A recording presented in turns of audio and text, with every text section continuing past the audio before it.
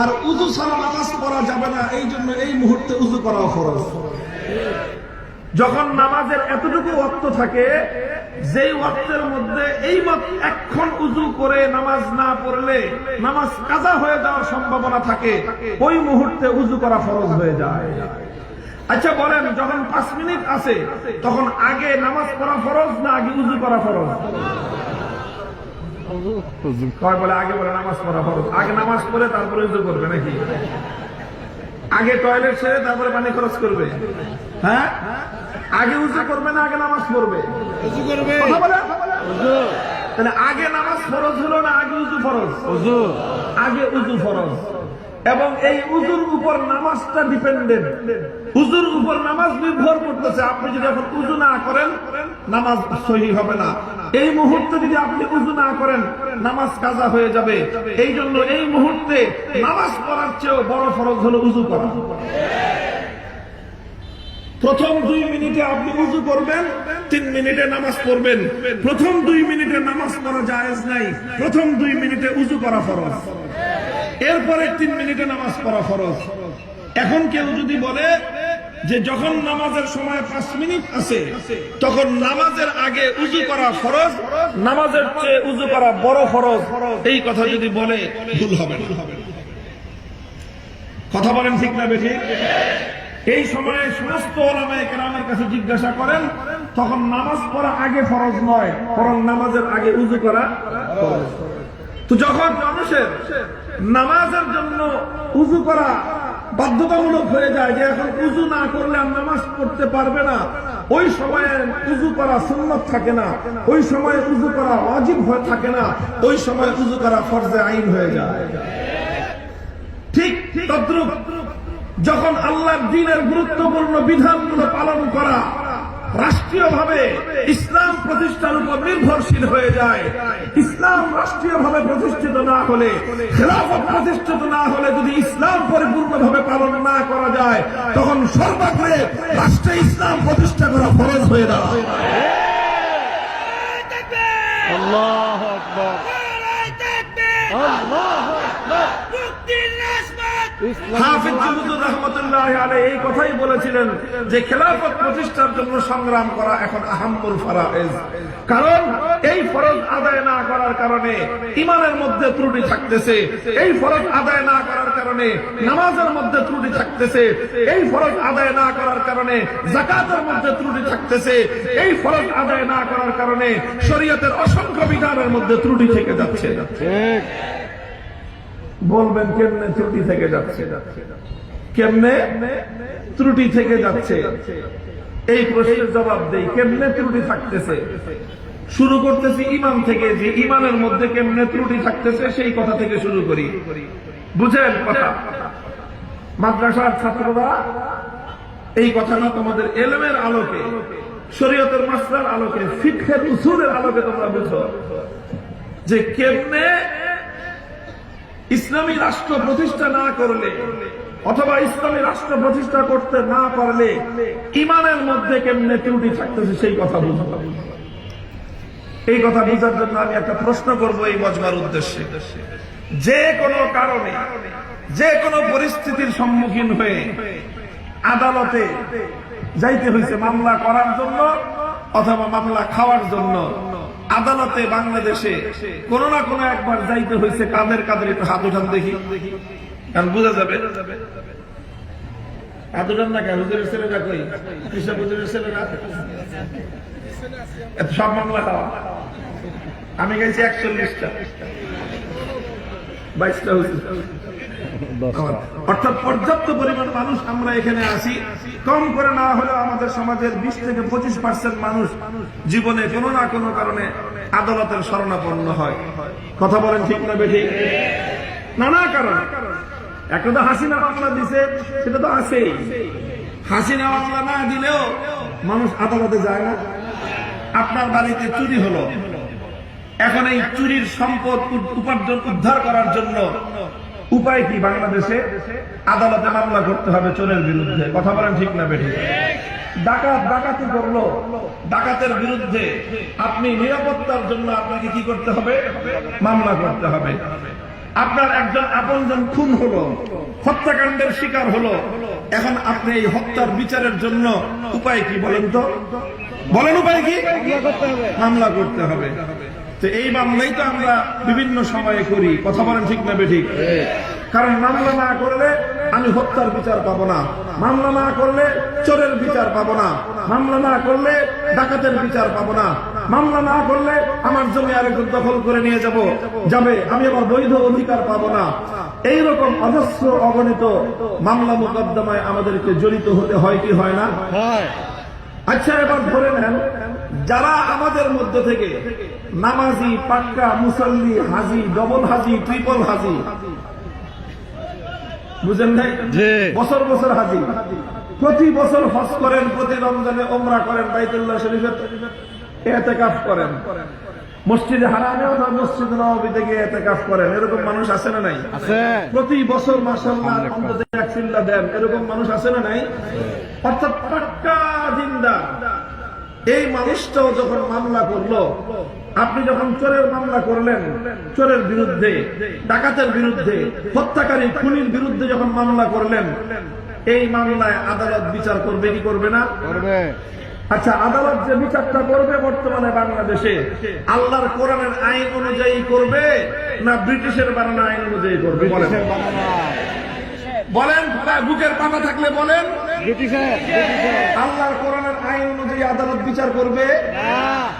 তাহলে আল্লাহর আইনের বিরুদ্ধে, আল্লাহর আইনের সাথে সাংঘর্ষিক আইন অনুযায়ী আদালত বিচার করবে।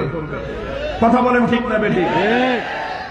আচ্ছা, এই কথাটুকু মনে রাখেন, এই কথাটুকু মনে রাখেন। এরপরে আরেকটা প্রশ্ন শুনেন, জবাব আপনারা দিবেন।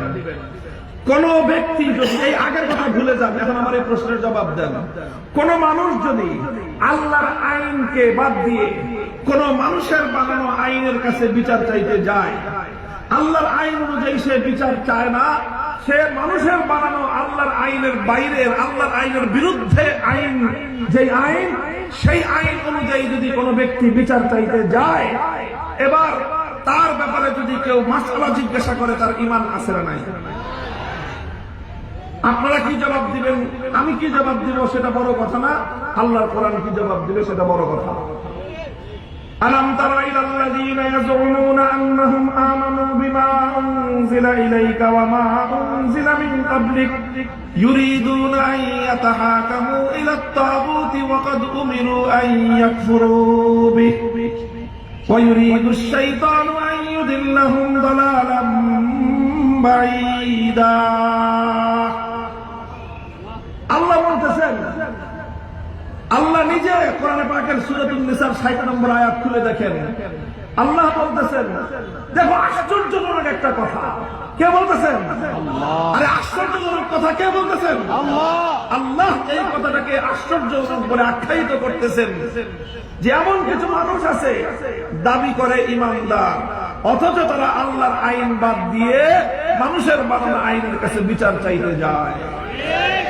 এই আয়াতের স্পষ্ট মর্ম ব্যাখ্যা না, এই আয়াতের মেসেজ হলো এই, যারা আল্লাহর আইন বাদ দিয়ে কোন মানুষের বানানো আইনের কাছে বিচার চাইতে যাবে, তারা অন্য যে কোনো কিছু হতে পারে, হাজি, গাজী, পাজি হতে পারে, ইমানদার হতে পারে।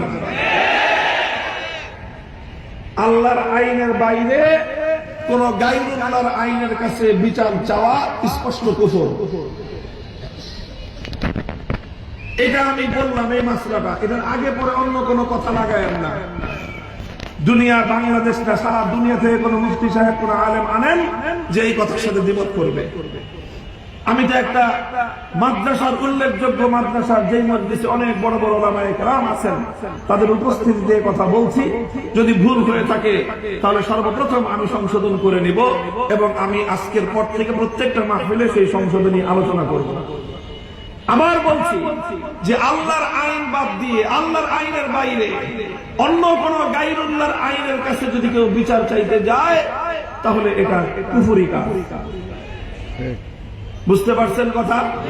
এবার ওই আগের কথায় ফিরে আসেন।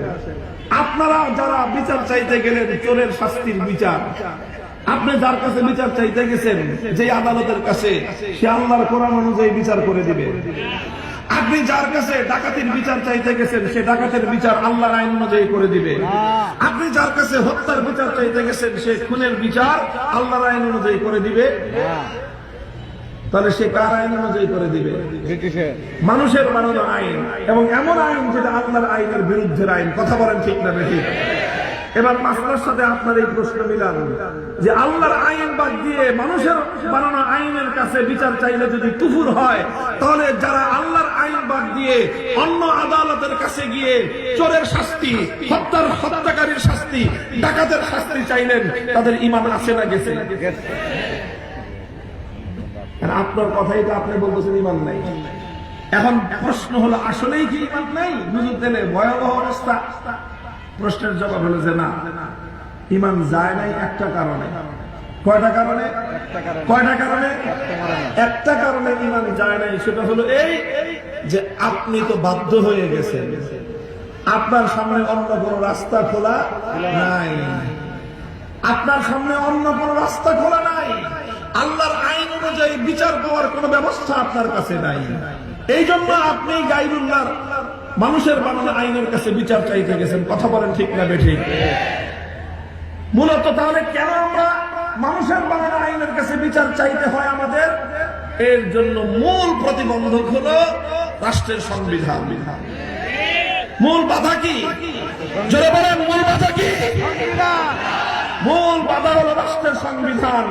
আমরা রাষ্ট্রের অধীনে বসবাস করি, আর এ কারণে ইচ্ছায় হোক অনিচ্ছা হোক আমাদেরকে সংবিধানের অধীনেই থাকতে হয়। আর এই কারণেই সাংবিধানিক ভাবে বাধ্য হওয়ার কারণে চাইলেও আমরা পরিপূর্ণ ঈমানের উপর চলতে পারি না। একান্ত ইচ্ছা থাকলেও আমরা আল্লাহর আইন অনুযায়ী বিচার চাইতে পারি না। একান্ত ইচ্ছা থাকা সত্ত্বেও আমরা সব কিছুর বিচার কোরআনের আইন অনুযায়ী চাইতে পারি না। এটাই হলো আমাদের ঈমানের ত্রুটি। এটাই হলো ঈমানের ত্রুটি। কথা বলেন ঠিক না বেঠিক? আল্লাহর কোন বান্দা ইচ্ছা করলেও পরিপূর্ণভাবে ঈমান এবং ইসলাম নিয়ে থাকতে পারে না।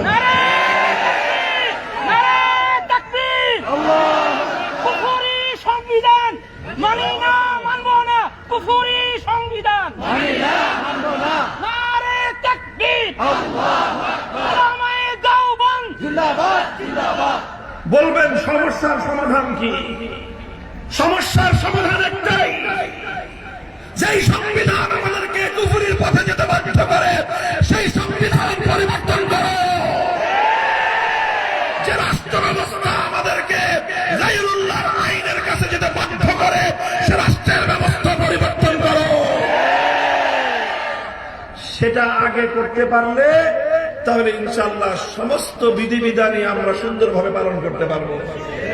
আর এই কথাটাই আল্লাহর কোরআনে আল্লাহ বলেছেন, আল্লাযীনা ইম্মাক্কান্নাহুম ফিল আরদি আকামুস সালাতা ওয়া আতাউজ যাকাতা ওয়া আমারু বিল মা'রুফি ওয়া নাহাউ আনিল মুনকার। ইসলামী রাষ্ট্র প্রতিষ্ঠা এই জন্য প্রয়োজন, কারণ ইসলামী রাষ্ট্র প্রতিষ্ঠা হলে প্রত্যেকটা নাগরিক ঈমান নিয়ে বাঁচতে পারবে। ইসলামী রাষ্ট্র প্রতিষ্ঠা এজন্যই প্রয়োজন, ইসলামী রাষ্ট্র প্রতিষ্ঠা হলে সমাজের মধ্যে নামাজের বিধান পূর্ণাঙ্গভাবে কায়েম হবে। ইসলামী রাষ্ট্র প্রতিষ্ঠা এজন্যই প্রয়োজন, ইসলামী রাষ্ট্র প্রতিষ্ঠা হলে যাকাতের বিধান শতভাগ বাস্তবায়িত হবে। ইসলামী রাষ্ট্র প্রতিষ্ঠা এজন্যই প্রয়োজন, ইসলামী রাষ্ট্র প্রতিষ্ঠা না হলে ঈমান নিয়ে পরিপূর্ণ বাঁচা যায় না। ইসলামী রাষ্ট্র প্রতিষ্ঠা না হলে পূর্ণাঙ্গভাবে নামাজ এবং যাকাত সহ শরীয়তের বিধানগুলি কার্যকর করা যায় না। এই কারণে হাফিজ হুজুর বলেছেন যে রাষ্ট্র প্রতিষ্ঠা না হলে পূর্ণাঙ্গ নামাজের বিধান কায়েম হয় না, যে রাষ্ট্র প্রতিষ্ঠা না হলে যাকাতের বিধান পূর্ণাঙ্গ কায়েম হয় না, যে রাষ্ট্র প্রতিষ্ঠা না হলে পরিপূর্ণ ঈমান নিয়ে বাঁচা যায় না। সব কিছুর আগে এজন্যই রাষ্ট্র ইসলাম অনুযায়ী নতুনভাবে প্রতিষ্ঠা করা আহম্মুল ফারায়েজ।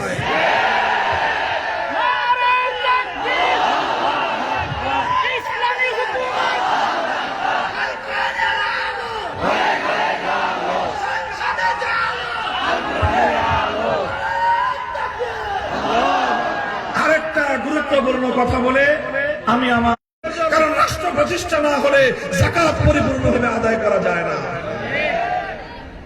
যাকাতের জন্য ইসলামী রাষ্ট্রের প্রয়োজন, নামাজের জন্য ইসলামী রাষ্ট্রের প্রয়োজন, ঈমানের জন্য ইসলামী রাষ্ট্রের প্রয়োজন। মওদুদী সাহেব এই জায়গায় ভুল করেছেন। তিনি বলেছেন নামাজ কেন পড়বা, যে নামাজ পড়লে ট্রেনিং হবে, ট্রেনিং নিয়ে রাষ্ট্র প্রতিষ্ঠা করবা। যাকাত কেন দিবা, যাকাত দিয়ে অর্থনীতি বাইতুল মাল শক্তিশালী হবে, এবার শক্তিশালী বাইতুল মাল নিয়ে রাষ্ট্র প্রতিষ্ঠা সংগ্রাম করবা। রোজা কেন রাখবা, কারণ রোজা রাখলে তোমার না খেয়ে থাকার সংগ্রাম করবার, সাধনা করবার, চেষ্টা করবার, কষ্ট স্বীকার করার মেহনত হবে, প্রশিক্ষণ হবে, কষ্ট করে তুমি এবার ইসলামী রাষ্ট্র প্রতিষ্ঠার জন্য সংগ্রাম করতে পারবা। উনি উল্টায় দিছেন। কি করে দিছেন? উনি উল্টায় দিচ্ছেন কথাটা, যে নামাজ, রোজা, যাকাত এই সমস্ত বিধানগুলি পালন করলে রাষ্ট্র প্রতিষ্ঠার সংগ্রাম ভালো করে করা যায়। আর আসল কথা হলো যে রাষ্ট্র প্রতিষ্ঠা করতে পারলে, ইসলামী রাষ্ট্র প্রতিষ্ঠা করতে পারলে নামাজ, রোজা, হজ, যাকাত ভালো করে করা যায়। কথাটা বুঝেন নাই? উনি বলতেছেন কি, যে নামাজ, রোজা, হজ, যাকাত ঠিক মতো আদায় করলে রাষ্ট্র প্রতিষ্ঠা করা যায়। আমরা বলতেছি, ইসলাম বলতেছে না, কথাটা এরকম না, উল্টা হয়ে গেল। কথাটা হলো এই, ইসলামী রাষ্ট্র প্রতিষ্ঠা করা গেলে নামাজ, রোজা, হজ, যাকাত পূর্ণাঙ্গভাবে বাস্তবায়ন করা যায়। কথা বলেন ঠিক না বেঠিক? এটা ওনার ভুল। এই ভুলটা মানুষ ভুল করে, কোন মানুষ অনেকেই ভুল করে। উনি মারাত্মক একটা ভুল এই জায়গায় করেছেন। ওনার ভুলটাকে ভুল বলা, ওনার ভুলটাকে ভুল হিসেবে মেনে নেওয়া, এটাই হলো যুক্তিযুক্ত কথা। মুহতারাম হাজিরিন, আমি আমার কথা আলোচনার শেষ দিকে নিয়ে যাচ্ছি। হাফিজ হুজুর রাহমাতুল্লাহ আলাইহি যে কথা বলেছেন, রাজনীতিতে তিনি নবীন ছিলেন, কিন্তু কথাটা বলছেন অনেক অভিজ্ঞতাপূর্ণ কথা। মওদুদী সাহেব উনি রাজনীতিতে অনেক প্রবীণ ছিলেন, শরীয়তের ব্যাখ্যা দিতে এসে উনি ভুল করে ফেলেছেন। এই জন্য আমরা হাফিজ হুজুরের কথাটাই বলি। আমরা কথা বলি না যে রাষ্ট্র প্রতিষ্ঠার জন্য নামাজের উপরে। মুহতারাম হাজিরিন, কাজেই কথাটা বুঝেন, ইসলামী রাষ্ট্র প্রতিষ্ঠার চেষ্টা করা এটা শুধু জামাতে ইসলামের কাজ না। আলেম ওলামারা এই কাজ ঐতিহ্যগতভাবে করে আসছে, এই কাজ আমাদেরকে আরো শক্তিশালী ভাবে করতে হবে। বাংলাদেশের মাটি প্রমাণ হচ্ছে এটা এখন, যে মাটি একটা বিপ্লবের জন্য উর্বর হয়ে উঠতেছে। কথা বলেন ঠিক না বেঠিক? মাটি কিন্তু সবসময় চাষাবাদের জন্য উর্বর থাকে না। একটা সময় মাটি চাষাবাদের জন্য উর্বর হয়ে যায়, তখন সেই মাটিতে চাষাবাদ করতে হয়। তখন যদি আপনি সেই মাটিতে চাষ না করেন, আপনার বৃষ্টির মৌসুম চলে গেল, চাষাবাদের মৌসুম চলে গেল, তারপরে ঘুম ভাঙলো আপনার, তারপরে মাঠে এসে দেখবেন যে সব মাঠের ফসল কেটে মানুষ বাড়ি ঘরে গিয়ে নাক দিকে ঘুমাচ্ছে। এখন আপনি আসলে লাঙল নিয়ে, জোয়াল নিয়ে মাঠ খোঁচাইতে পারবেন, ফসল ফলাইতে পারবেন না। 2024 সালের জুলাই এবং আগস্টের বিপ্লবের মধ্য দিয়ে বাংলার মাটি বিপ্লবের জন্য উর্বর হয়ে উঠেছে। এই মাটিতে এখন ইসলামের বিপ্লবের চাষাবাদ করতে হবে। কোন বিধিমালা শাহজালালের বাংলায় থাকতে পারবে না, থাকতে দেওয়া হবে না। ইসলাম দিন, ইসলাম আল কোরআনের আলো, আল হাদিসের আলো। কোরআন সুন্নাহ বিরোধী কোন আইন মুসলমানদের এই জমিনে চলতে পারে না। কথা বলেন ঠিক না বেঠিক? ইসলাম বিরোধী কোন আইন দ্বারা আমরা আর শাসিত হতে চাই না। এবার এই ইমানের দাবি নিয়ে, ইমানের দাবি আদায় করবার জন্য যদি ত্যাগ আর কোরবানি লাগে, করবেন তো? যদি মাথার ঘাম